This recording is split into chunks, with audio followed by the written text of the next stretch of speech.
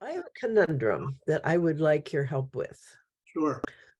When I, and this comes basically from the cards, one of the things that the way I organized the values in the cards was by intent, that the earth has 4 intents. And the first one is her fierce desire to make sure that life exists, which is different from life continuing once it's here. But she's always bringing life. I mean, you leave a piece of ground empty and it's filled in a very short period of time. You water dead things and they come back. I mean, it's just how to phrase that. I have phrased it as commitment, and that's sort of true, but it doesn't really hold the flavor. And I'm kind of looking, hopefully, for one word. When I was talking to another group, they said, well, it's what was yearning, the yearning for life. Well, yeah, sort of, but it's more intentful than that. Lust comes to mind. Suggests that there's some other existence outside of life where you can actually think of that. I don't know. I would say it's the will to life. Will has a lot to do with it. I see in the animals that I've known, they're right. Very yeah. get what they right. want. Yeah, they're not going to let it go. So will is good. Yeah. That's usually the way I think of it, is that will to life. Such a will to live that even the slightest encouragement allows something to take off. Yeah. Anyway, I'm ruminating on that. The cards are really coming up, so I'm gonna try and get that finished and correct. So that's the next big hurdle to cross. But I've been getting very good responses to them. Fantastic. Yeah, I'm working with a group that's looking at regenerative economics. And so we're using the intents, or we're ruminating on the intents as how does that show up in economics? So where does the will to love show up in economics? Will to live, sure. Well, I mean, and does our current system support that? Well, it does. I mean, what I would say is there is a will to produce. Money is a means of supporting production. Doesn't mean you have to produce till you lose. It just means it's the will to create. It's the desire to create something in the earth, which could be a Japanese tea ceremony, which takes hours. I mean, it doesn't have to be more and better and then some. I mean, that's just the way we look at it. Well, and we do kind of equate wealth with the good life, for sure, a life well lived in some circles. It's even a test of your value in the eyes of God, if you're wealthy and are rich. But that's really not life-centric. No. But what's much more life-centric is the will toward excellence. Yes. And, so production, if production had a side to it that was based on excellence. And I remember back in the 80s, we used to have organizations, business excellence, there were all kinds of organizations that were working with that idea. just right about the time when, you know, when the businesses, the people that be in charge, were kind of sealing the deal on stockholders, you know, owning everything and workers meaning nothing. And the total quality movement. And yeah, because workers can be totally involved, you know, in producing quality. I mean, you know, can have a will toward quality and producing something of excellence and Yeah, mastery. But they actually want to. money makers that aren't. I mean, there is just, there's no connection Yeah. unless it pays. You know, unless all of your you know, customers are very high-end earners, in which case they're willing to pay for that. Then excellence matters. But otherwise, it doesn't matter in the slightest. It actually, you know, I think that's, you say it doesn't matter in the slightest, and I really think that it does matter dramatically, because the worker's sense of whether their work has meaning is really tied to the quality of the product in a lot of ways. And if you feel like what you're doing is junk, then you don't put yourself into the job. I mean, you just, but then you're don't. talking about workers. You're not talking about the financiers.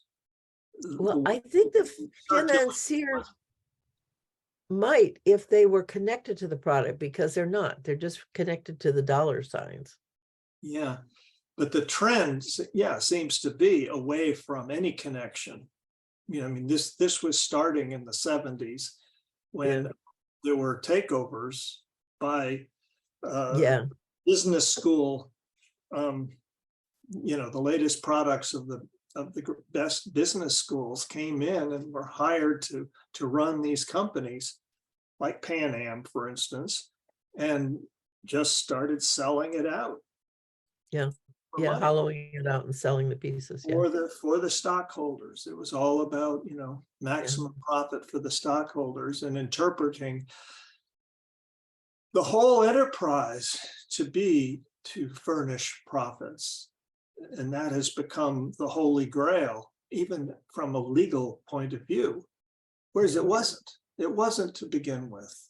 When the originators of these businesses, Pan Am, for instance, Juan Tripp truly believed it. I mean, he believed in the excellence of the company. My father says that that's absolutely the case. He totally believed in the excellence of the company. But this new, you know, it was the new generation of CEOs. They came in, and it wasn't that they were totally against excellence, but this new guy, Hallaby, he didn't know a thing about aviation. All he knew was how to run businesses to make a profit. That's what he'd been taught. right. So there is a major disconnect, and I realize, you know, I may be. Well, I think one of the points you're really bringing out, though, is that when you put people in charge with no understanding of the business, there's an understanding of what the business does, and then the understanding of just how to do a business. Yeah. And when those two aren't connected, they become self-destructive. Yeah, because I mean, I've read lots of stories of workers who have great pride in the product, while in this period of transition in the 80s and 90s, there was a reigning top executive who simply did not understand the company. I mean, had no direct interest and experience in the product, whatever it was. Hewlett-Packard.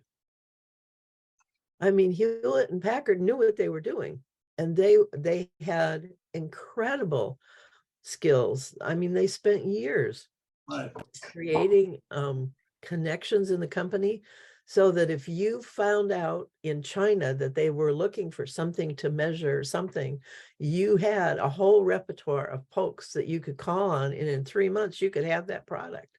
Yeah. That was totally decimated when people said, what are we doing? Let's sell off the measurement. That's not important. We're going to stick to printers. And Yeah. then we're not even sticking to printers, we're sticking to ink, because ink is what makes us money.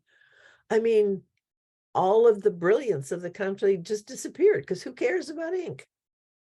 Yeah. So okay, to get back to your original questioning, you know, how do you use intent in I mean, how does this energy we're calling Yeah, it will to life. energy, life energy, how does that affect finance? Well, quite directly. I mean, because the finance has to be tied to, let's just say, a direct experience and an interest, or else it's devoid. It's sort of separate. Well, Yeah, it's like most of humanity. I mean, it's separated. It's totally yeah. disconnected, and therefore life no longer works. Well, and it feels hollow. It doesn't feel really satisfying. Yeah. I mean, you can be proud of a large bank account, but it doesn't really do much for you other than that.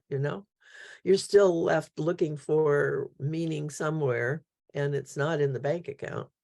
The bank account is just, nice pat on the back and a certain amount of security maybe. But over that security piece, then it's just numbers. I mean, it really doesn't matter. It doesn't impact your life at all. Just a flag you wave in front of other people to tell how great you are. But it doesn't really hit yourself in terms of, yeah, I'm a person of substance and worth. I mean, real.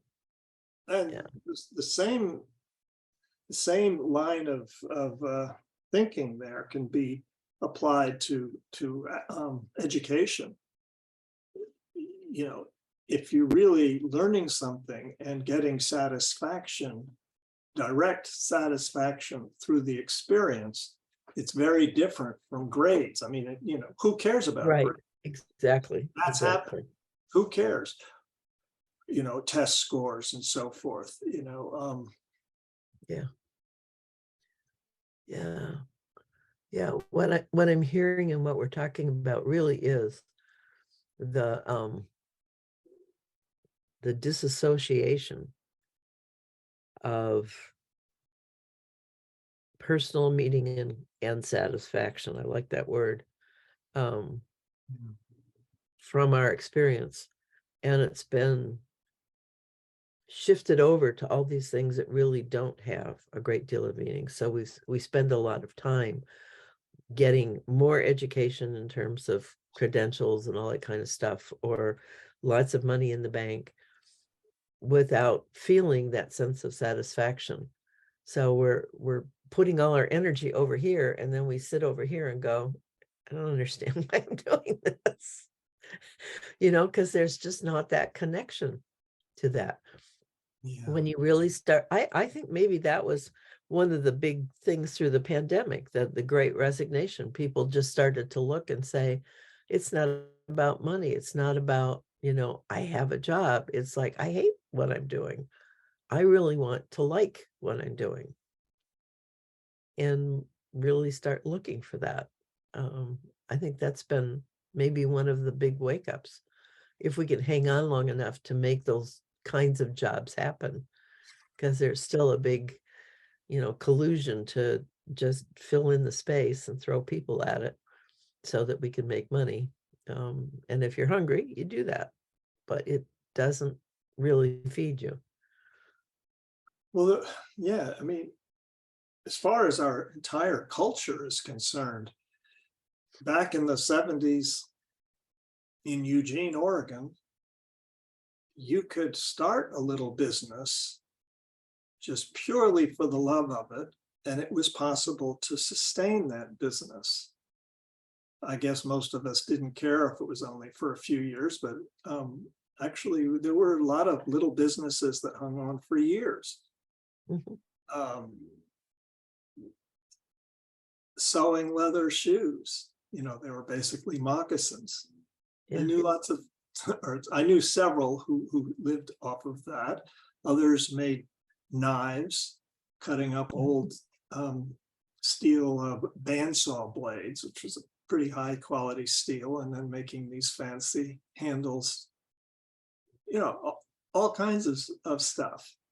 Yeah. Yeah. These crafts, people really loved doing it, and they made enough money to live, because $5 an hour was a pretty good wage back then. Yeah.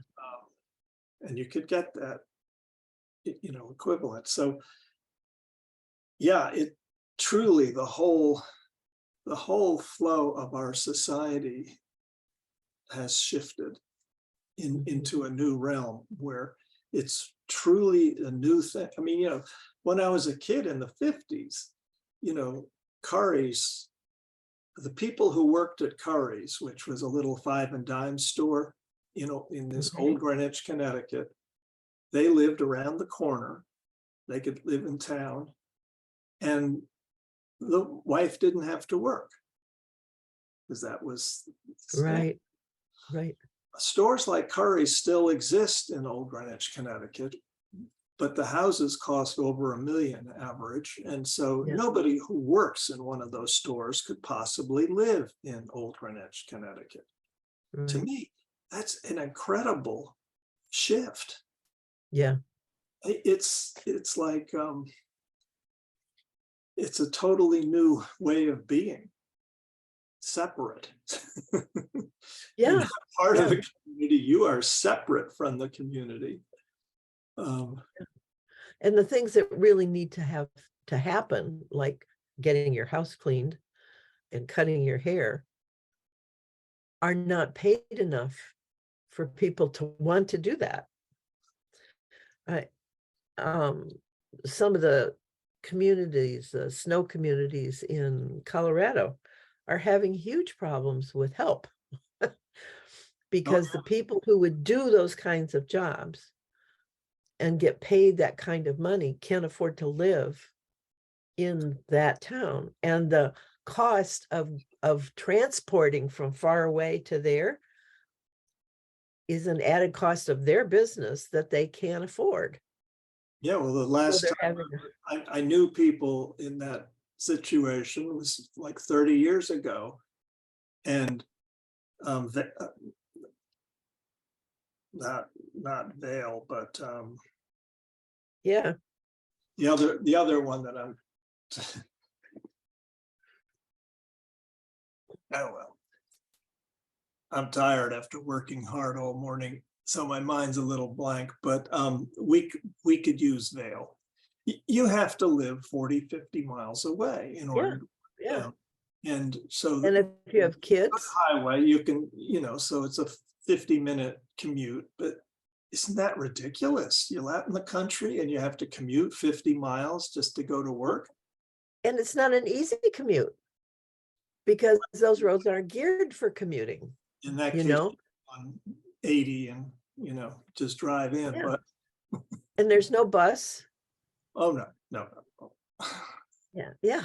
I mean, it's just they've created an impossible situation. I mean, when I was in Colorado, they were really seriously talking about it. Not only that, and Vail's a great example. A lot of people don't live there all year long. They just come during the season, but they vote. So they create laws that support their lifestyle when they're not there to actually live it. And the people who are there can't. Yeah, I mean, I've seen that almost everywhere. Yeah. That is the real horror of rural. Yeah. It's not that people don't want to be there, of course they do, but land prices are being jacked up because of, this mass purchase of second, third homes. Yep. And so the ones who want to live there and raise a family there, they can't make enough money to keep up with that spiral cascade of cost of living increase. Yeah. Yeah, I mean, I've been watching this for years. It's like truly stunning to my, to my Yeah. whole sense of my sensibility of just what's right, what's proper to build a society that functions properly. Yeah. Um, When I moved to Spokane 8 years ago, I could buy a house in the $80,000 range. And that was one of the reasons that I came. And I couldn't quite for a number of reasons. And now that same house is 250,000. whereas the wages, which may have been Haven't changed much at all. Well, we've gone from $7 to $15 an hour. So yeah, they've done I that, mean, but it you has can't gone afford up, that house on 15. not the $250,000 Right. No, no. Yeah. And people want to move, and then because they can get, I can get 300,000 from my house now. Yeah. And where are you going to go? You're going to pay that for the next one. Yeah. So so it's hard to move. It's hard to do that. So the Yeah. intent and finances, I think there's a very direct disconnect that's I mean, there's an intent there. You read the stories of of people, well, and my stepson, I mean, he works at a finance in what do they call that,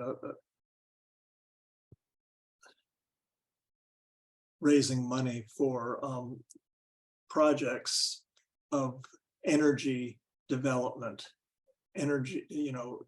particularly renewable energy sources, develops all kinds of money of great investment bundles.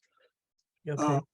And he loves it just because it is renewable energy, and so, but it's still removed. He's not actually making anything.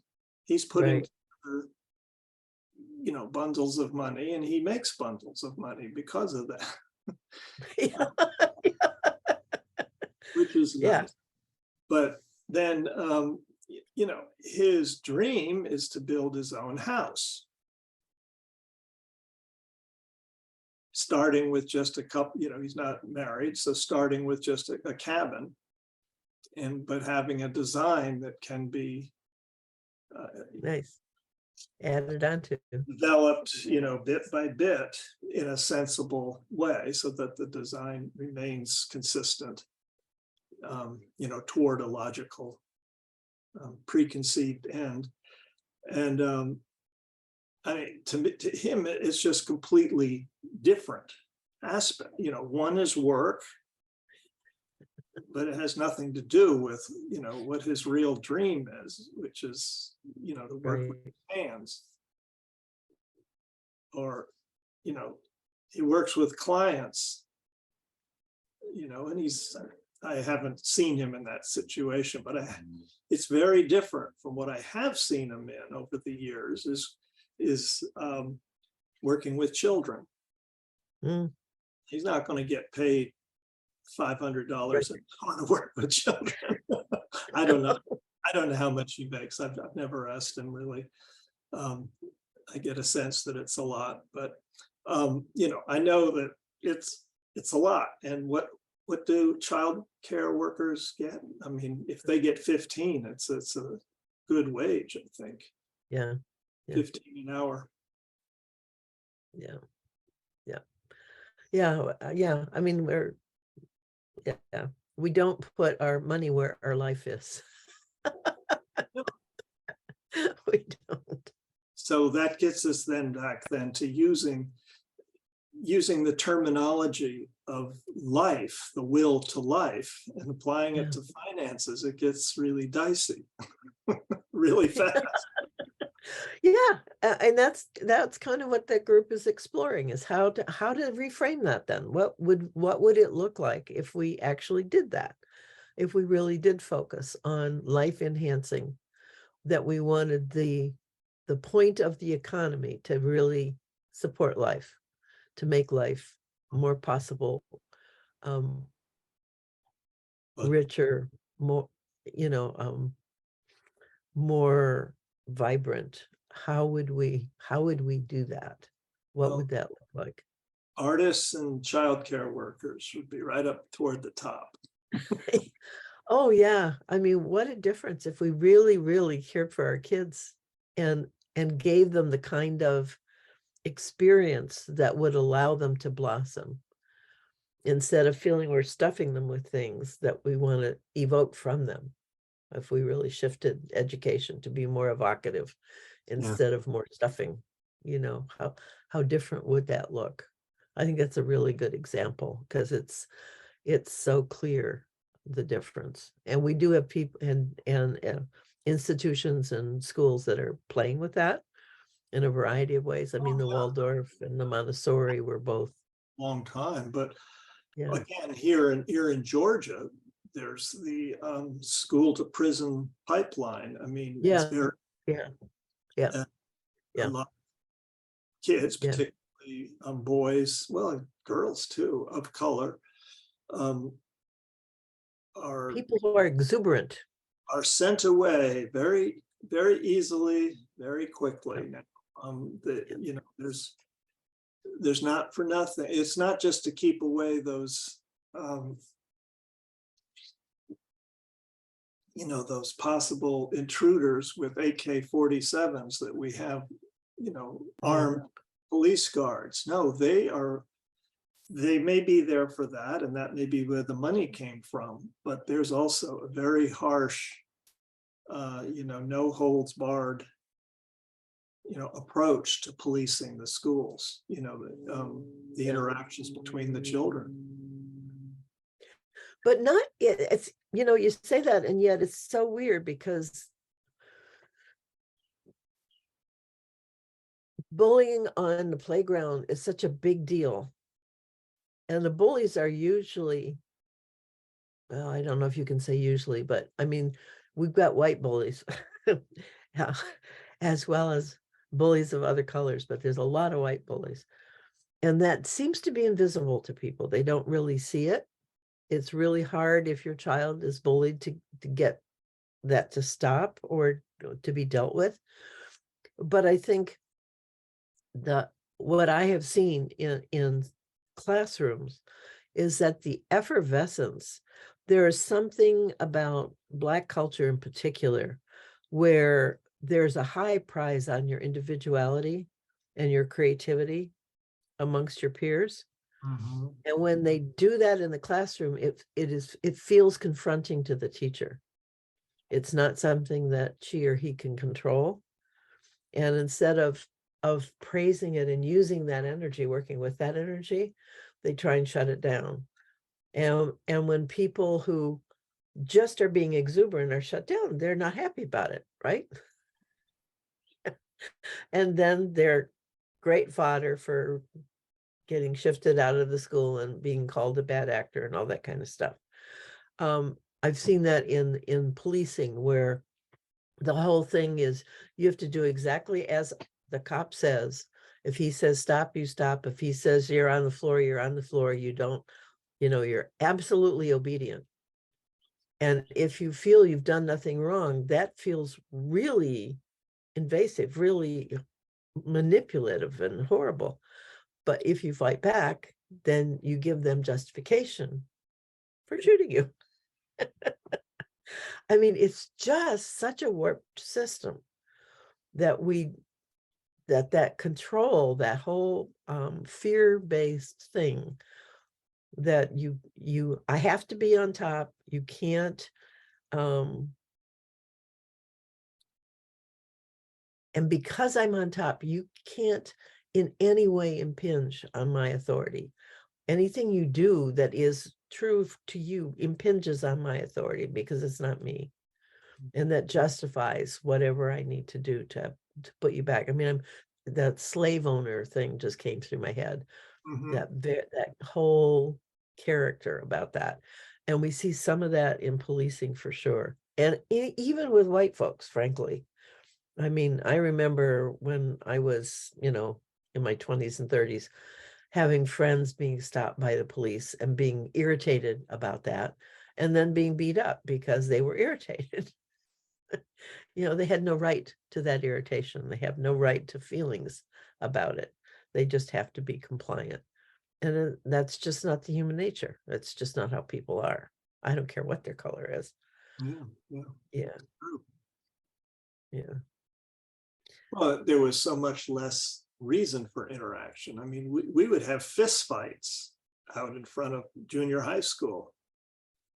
And very rarely were they broken up. yeah, And never was anyone really hurt. right. Maybe that's the difference. Maybe people are getting hurt a lot more often Yeah, with greater regularity today. Um, because nobody would have carried a gun in the 50s, or switchblade maybe, but that was mainly just to brag and show off. I mean, I've never heard of it being used. right. And there was plenty of, it wasn't so much Black students as Puerto Ricans. There were a lot of Puerto Rican Mm. students there. But boy, I mean, in that particular town, or the township, the neighboring, I don't know if some of the other developments were actually different town or whatever, but they had they were Jews and Negroes and the Puerto Ricans were blocked from some of these brand new developments, Right. huge developments. And that was very common in those days. Yeah, yeah, yeah, yeah, But they lived somewhere, so they all still came to the school. And by and large,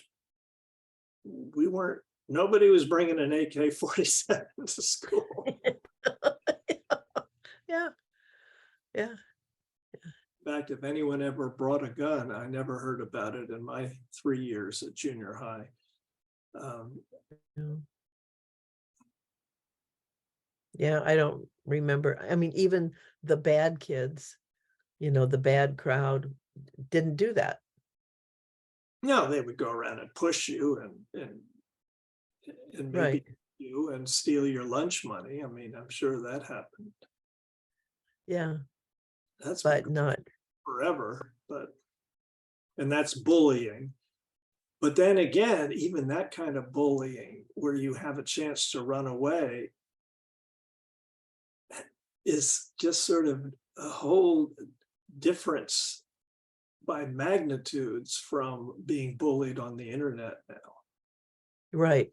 And really hated to death, basically. Yeah. Whereas if a lot of people my age would tend to say, oh, well, you can just turn it off, run. No, because that's especially after COVID. I mean, that is the medium of interaction. Yeah. You can't just turn it off.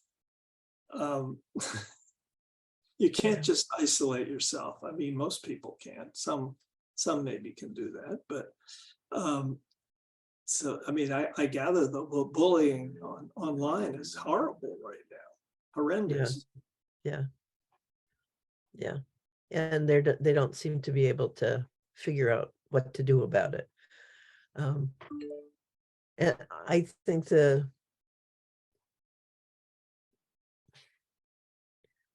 again, we're looking at the symptom and not the source.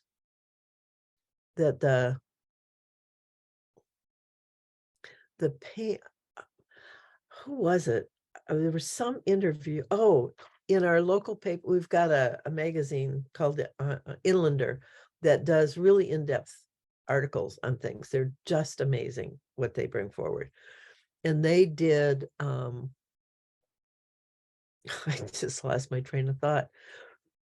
They did an article on bullying, and they did an interesting thing because they talked to the bullies. And this was not in a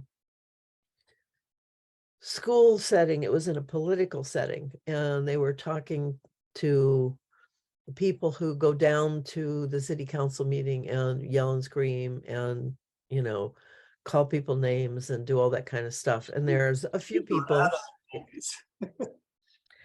we have a few people who make it a fine art. So they carry it out past the meeting. They will send emails. They will do things, ask for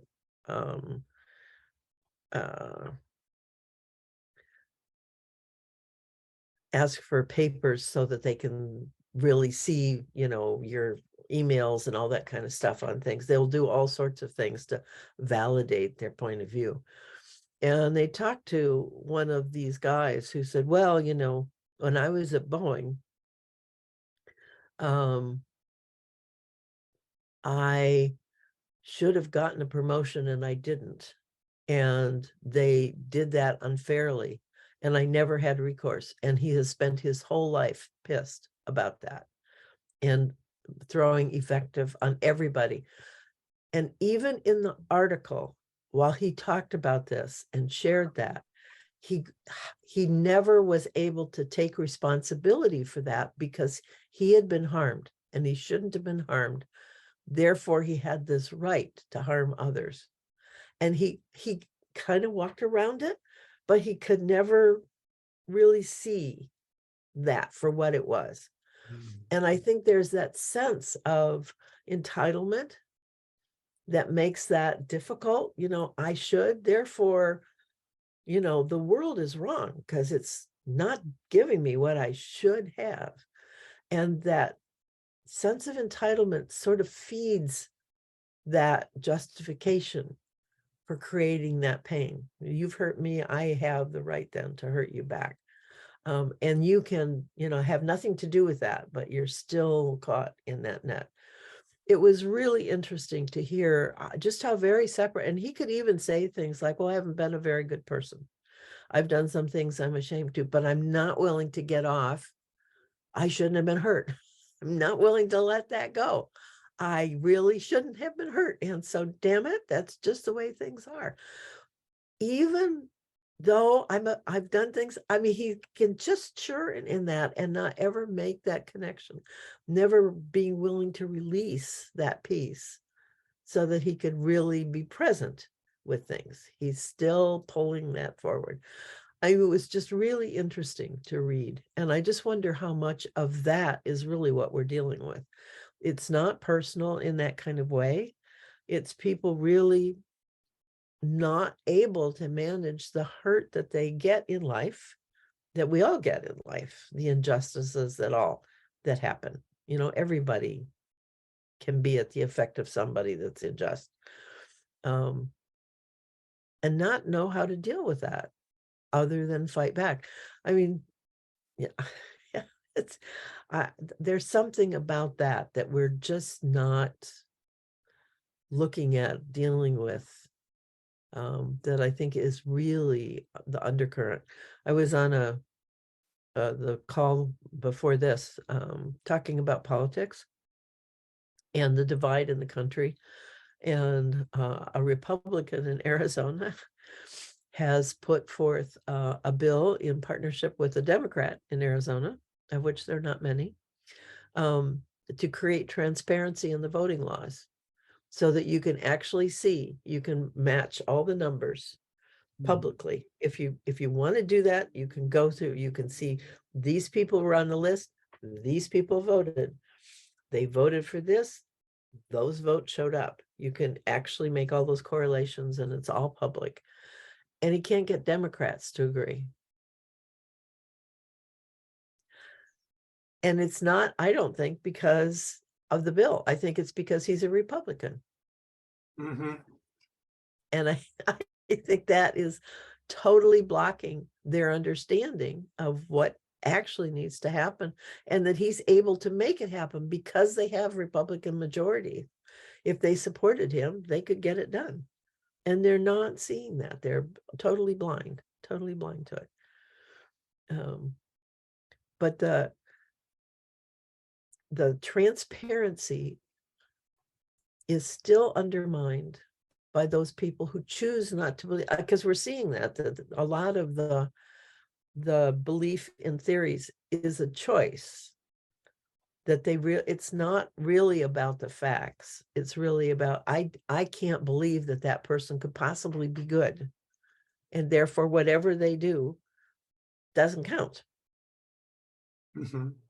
It's that same kind of entitlement. Those are the things that are really the cancers that are destroying our country and destroying our relationships. It's not about facts and stuff. It's this emotional stuckness. And it's also, though, pretty well distributed throughout the populace. Yeah. We all do it to some extent, even you and me, and we're almost perfect. But no, I mean, it's the truth. I mean, it's part of what I call human nature. And both of us, I know from our discussions over these years, actually months and years, I realize we're taking responsibility to do something about it. And it's a long process, and and there are victories and there are little slippages, from time to time. But we're taking responsibility for it. We find support for that, for taking that, initiative. Many people don't. They find support, for Right. In blame. injustice, Right. Yeah. tossing the responsibility in that direction because it couldn't be mine. I mean, and Right. the news, I think the news media, I think what they're doing right now is they find that there's great value to their bottom line to accentuate the reportage about this interchange, the difficult people are having, taking responsibility. They would never say, nobody's taking responsibility. No, they just point out how these people aren't doing it, but it seems natural. I am totally flabbergasted at how normalized Trump's activities became by the end of the 4 years. In my own mind, I was watching, how normal it seemed, well, just tune that out because that's Trump. What do you expect? When it was outright lies, it was so bad that every once in a while he would do something that I agreed with and it would just knock my socks off. What? Yes. Yeah. And that's actually showing up, that some of the things in his administration were not bad. No, of course. Yeah. Yeah. The thing was, Yeah. it was like, but it got so bad, in terms of trying to keep a straight, my consciousness on the straight and narrow of just really reading what was there. I mean, I guess that happens in science too. People are being, scientists get accused all the time for thinking more about their funding than about what they're actually going to, what they're finding. So it really colors what they are willing to accept. So, well, what they can get money for. Yeah, I mean, the truth may be staring them in the face, but it would spoil their funding if they were to follow that direction. And so they go for money because they got to stay in the business. There's a kind of interesting, I call it magical thinking because I don't know what else to call it. I had a client who I loved. She was just an amazing woman, and she wanted me to do a website for her. So I did. And I really threw myself into it, and it was a wonderful website. And she was thrilled with it. And she showed it to her husband, who said, "Oh, well, he wanted one." And I went, "Great, that's fine." And then he said, "But by the way, I'm not going to pay you. I'm not going to let my wife pay you for hers, but I want you to do mine. And I'm a good Christian, so you can trust me." It's like, wait a minute. That's How do where, all those things go together? I don't understand that. And he didn't understand me. He was shocked that I said, no, I wouldn't do his website. And not only that, I wouldn't give his wife her website unless she paid me. He couldn't believe I was doing that. oh, he wanted a twofer without the offer being made. I don't know what his thing was. I mean, he wanted me to do his website. And I don't know if he would have paid me in the end, because he certainly wasn't going to let his wife pay for hers. Pretty But suspect. I should be thrilled. I should be thrilled at letting him. I mean, I just never, it was just like, what? I'd never encountered that before. And he was really insistent on how good a Christian he was. Therefore, I could trust him. It was this whole illusion that he put up just to control and manipulate. And I do think now, after going through that whole thing, that his wife was quite manipulated. I mean, because she was the victim here. She didn't get what she wanted. And it was her pain, and he couldn't let her have it. And I think there's a lot of that in their relationship. Just amazing ways of thinking. And I don't know what you do about that. I truly don't, because this was not a person who was open in any way. Well, watch out, because it's becoming mainstreamed. Yeah. Yeah. With the Supreme Court set up the way it is, this latest ruling on on spousal abuse, and that it's absolutely unconstitutional, to ban AR-47, any gun, to abusers. And why? Well, it's that magical thinking again. Yeah. Well, we're traditionalists, and the originalists, and the original Constitution gave no rights to women and no rights to Black people. So therefore, we don't have to. Suddenly, poof, we don't have to do that anymore. Yeah. Yeah. Now, if that isn't original, or isn't magical, I don't know what is, but it sounds like exactly what this man is thinking. Yeah. This is what I believe, therefore, we're going to do it. Yeah. Yeah. Unfortunately, the Supreme Court does that. It has a huge effect on the nation. Yeah. Yes. Hello. I mean, at first I was reading the articles, that were discussing Roe, and the repeal of Roe, and I was reading, that what's his name, Kennedy, or Clarence Thomas? No, it wasn't Thomas. One of the others. Well, the one who actually wrote it, I can't remember who wrote the decision. I was reading that he based it on basically witch trials from prior to the Constitution, which in his words, represented the thoughts and feelings at the time that the Constitution was written. Witch trials were, not that long before that time. I mean, in the 1700s, they were still going on, and I couldn't believe it. I thought people were joking, but I kept seeing it, and I guess that's the truth. He actually mentioned that in the argument for the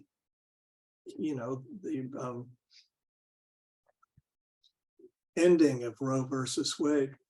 And to me, that's magical thinking again. Yeah, yeah, yeah, yeah, After 200 years, saying, yeah. oh no, that isn't what they meant. This is totally. um, there's no such thing as change. I mean, Right, right, right. We've learned nothing at all. Yeah, well, I mean, life, basically, he's saying life stopped in 1775. It just stopped. It ceased to be. And what we have is been carrying on since then, exactly the way it was. Well, no life does that. Nothing. I mean, right. everything's That dead isn't, that tries to do that. It's dead. yeah, yeah. Well, So, and we're dying.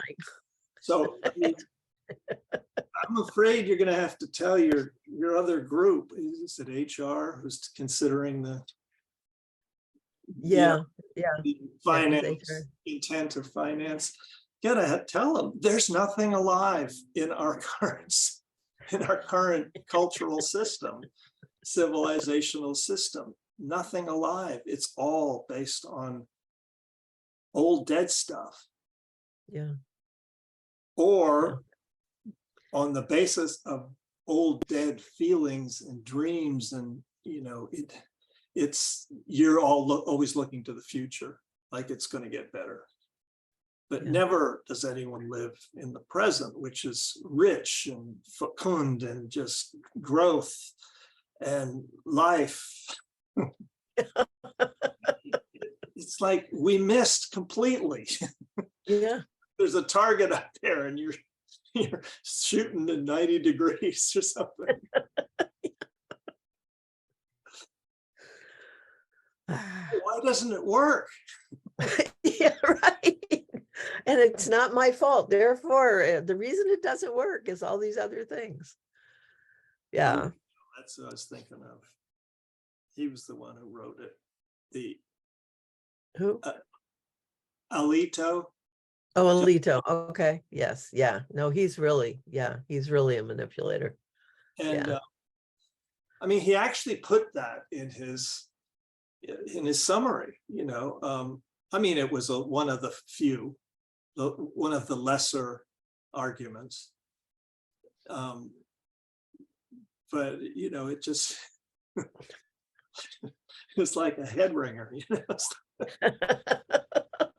Excuse me while I unwind my heart. It's just been crushed. Yes. Well, and why people aren't standing up to that? Well, many are trying, but I don't. Yeah. Most of that doesn't make the news, I don't think, from Yeah. what I can see. I mean, I don't know how the Supreme Court's internal rules work, but it would just seem like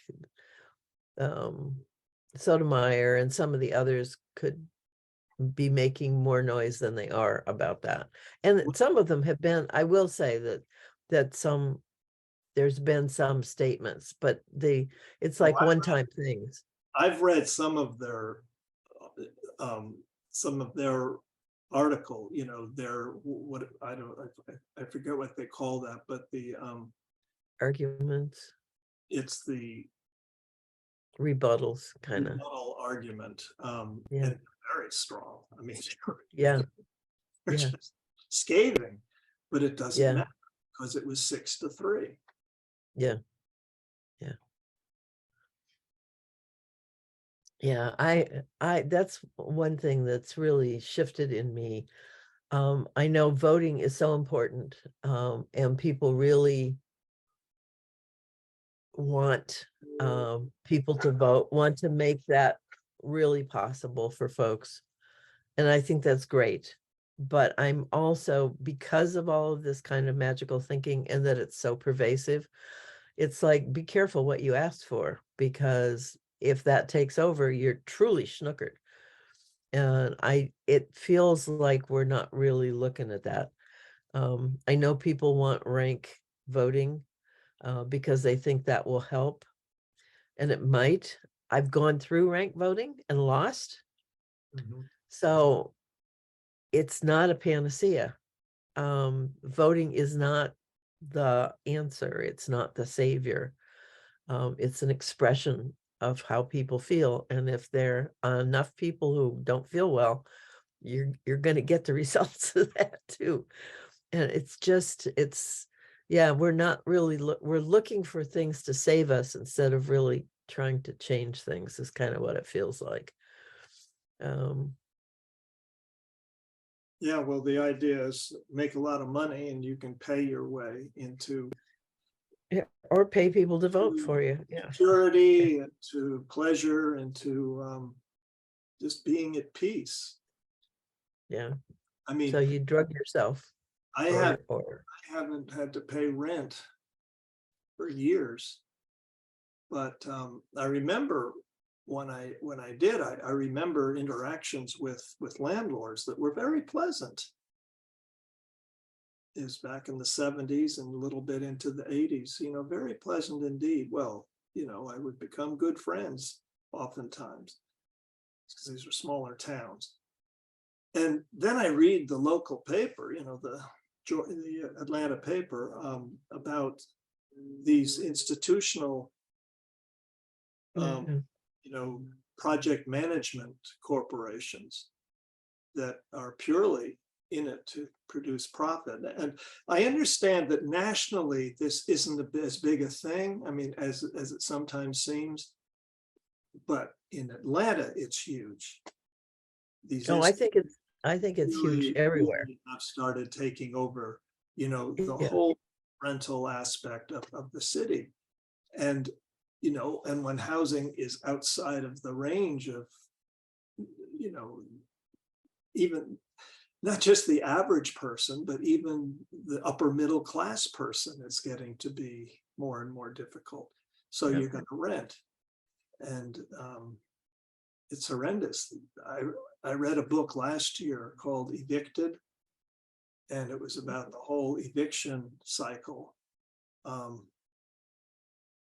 Luckily, I never had to go through that. But when I was when I was a Vista volunteer, I certainly saw people who were caught in that cycle, and it was horrible. Yeah. No, I've been playing with that here in Spokane for 8 years, actually. Yeah, I know. When I hadn't rented for a long time, so I was surprised at the quality of the building, the upkeep. I mean, I'm not going to live like that, so I got busy repairing things and fixing things, and to the point where my landlord said to stop. And I discovered at that time that the landlords could kick you out for any reason with a 20-day notice. Yeah, They could just say, I'm no longer going to rent to you. You get to go. and that And you had no recourse, none. does vary according to the state, but Yeah. Well, we've changed that here now. in Georgia, the law states, the law gives well, but basically, there are very, very few exceptions that no matter what the situation, you have to pay the rent. You cannot withhold rent because of any issue with the apartment, or Right. You have to pay the rent. And even if something hasn't been taken care of for months, you have to keep paying the rent, or you're the one who's That's right. at fault. Yeah. Yeah. So there's very little that's fair. Yeah. Yeah. Nowadays. Because, and I say it that way simply because, as I say again, when we were younger, there was a sense that things were fair, at least white. I mean, I know my Black friends might hold me to point there, but at least being white, there was great fairness. We knew the cops, we would joke with them. We would definitely try to avoid them when we were doing sort of delinquent things, but if we were caught, we would probably be taken home, and our parents were told. Yeah. It's just a much gentler time. Yeah. Yeah. More relationship oriented. Yeah. Yeah. I think that's the key piece that's missing. And part of that, I think, has to do with the numbers of people, frankly, and our movability. And the numbers push the moving. Yeah. It's just, if you don't stay in one place long enough to have relationships, then you got to figure out another way to manage that interaction that doesn't have anything to do with relationships. And that's what we've gone to with our legal system. We're trying to manage those relationships through the law, and it doesn't work real well. It just doesn't. Well, we're getting, I'm on the HOA board, and one of our resident homeowners, and they're fee simple homes. We all own them. One of them is suing us because she doesn't think that she should be paying for a repair that everyone else has been paying for. And, that's not the problem. I mean, if she really believes that, and I'd be very happy to sit down with the mediator and present our cases, but she won't do that. She just immediately called her lawyer, and that makes me sad for our neighborhood. I mean, it's just not right. Right. That it's gotten out of hand like that. And even that, if those letters finally come from her lawyer, I am going to really push and see if we can't get mediation. Mm. We need to be talking to one another, or we've really blown it. Right. In my estimation. I mean,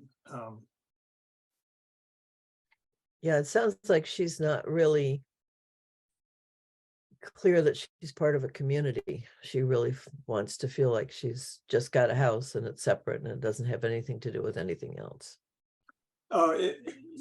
She came in balls busting, wanting to change the community and be in charge of everything. And she single-handedly just alienated everybody.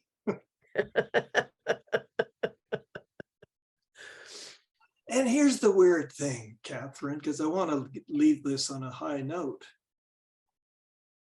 Her suggestions have actually, 90% of them have been done. We have done it. We've taken them in hand and we've implemented them, and it's really changed the whole look of the place. And the only one she talked to was the board chair. And I've told him time and time again, thank her for us. I mean, I don't know whether that was passed along. Right. But she had just pushed herself into a corner because, again, it's one of these people that you started off with, who just has to go, and they feel they're not willing to take responsibility for whatever it was that may have instigated this rift. And so they've been wronged. Yeah. It's so interesting. My daughter's psychiatrist or psychotherapist we asked her at the beginning if she would do a report, because that would her statement of my daughter's mental health is important for us to get Social Security. Yeah. No problem. She said she'd do it in 3 weeks. Well, 2 years later, she still hadn't done it. And her case was, my daughter's case was denied, and she never responded to the lawyers. She never sent in anything. And when I asked her why, she said, "Well, there were other people in front of you." After 2 years? After 2 years. So she never apologized. She never expressed any sorrow, there was no responsibility at all. And she got very high-handed with my daughter. Well, you know, she should have done this or that or the other thing. Well, now that's not, that's why she's seeing you, you know. But Well, she's just not taking responsibility. And then she's surprised that we're leaving. Oh, well, we could still talk about it. No, we can't. You didn't do what you were supposed to. And you're not taking responsibility. You're not saying, oh, well, let me get it off. Oh, I'm sorry. None of that. Zilch. So there's something about that responsibility piece that is seen as being wrong or less than some way. They're holding it that way. yeah. Well, I mean, I had a friend who was totally depressed, and she would not take responsibility. I mean, if you wanted to get her really, really pissed off, flying off the handle, to say, well, you know, you might have a little bit of responsibility in this, you know, in terms of choices made and so forth and so on. No, I'm sick.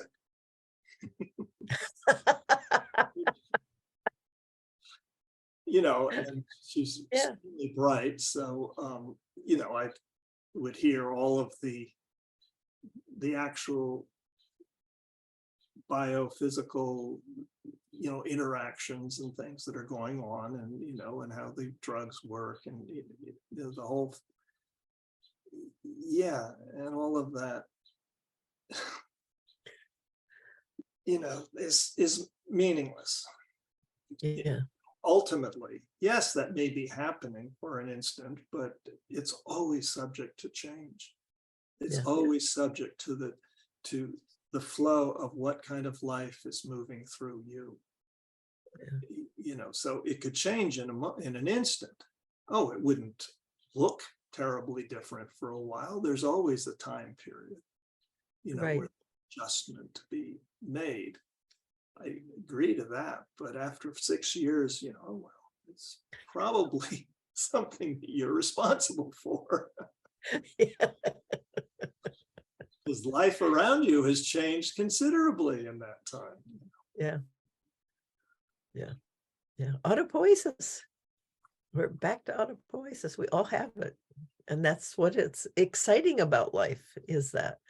But when you want to be a victim, then, and take away your own agency, what is that? That's life. Da,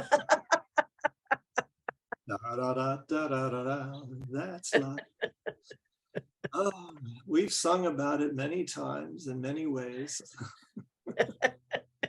Especially Frank Sinatra, you know, he just really. Oh, he's been in my head lately. I don't know why. Sorry. My way. Yeah. I gotta go. I gotta get outside. I gotta take a walk. Okay, good for you.